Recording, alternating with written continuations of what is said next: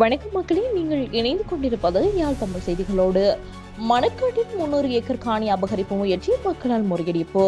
யாழ்ப்பாணம் வடமாராட்சி கிழக்கு மணற்காடு கிராமத்தில் 300 ஏக்கர் காணி அபகரிப்பு முயற்சி நேற்றைய தினம் மணற்காடு மக்களால் முறியடிக்கப்பட்டது. சம்பவம் தொடர்பில் மேலும் தெரிய வருவதாவது, நேற்றைய தினம் காலை 11 மணி அளவில் வாகனம் ஒன்றில் வந்து சிங்கள மொழி பேசுபவர்கள் தனியார் காணிகள் உட்பட அரசு காணிகள் மற்றும் சமூக காடாக பிரகடனப்படுத்தப்பட்ட சவுக்குமரக்காடு உட்பட 300 ஏக்கர் காணியை கரையோர பாதுகாப்பு திணைக்களத்தின் அனுசரணையுடன் அபகரிப்பதற்கும் நில அளவை செய்வதற்கும் உட்பட்டுள்ளனர். அங்கு காணி அளவீடு செய்வதனை அவதானித்து கிராம மக்கள் உடனடியாக அவ்விடத்துக்கு சென்று காணியை அளவீடு செய்ய விடாது தடுத்துள்ளனர்.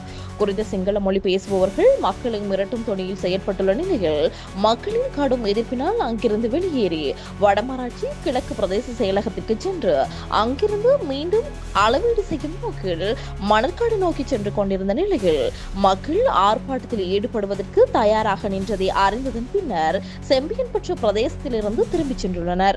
இது தொடர்பாக கருத்து தெரிவித்த கிராம மக்கள் தமிழ் பலருக்கு குடியிருக்கவே காணிகள் இல்லாத நிலை உள்ளதாகவும், இந்நிலையில் தனியார் நிறுவனம் ஒன்றிற்கு வடமராட்சி கிழக்கு பிரதேச செயலாளரால் வழங்கப்பட்டது தாம் எதிர்ப்பதாகவும் தெரிவித்துள்ளதுடன் ஒருபோதும் இவ்விடயத்தை அனுமதிக்கப் போவதில்லை என்றும் தெரிவித்தனர்.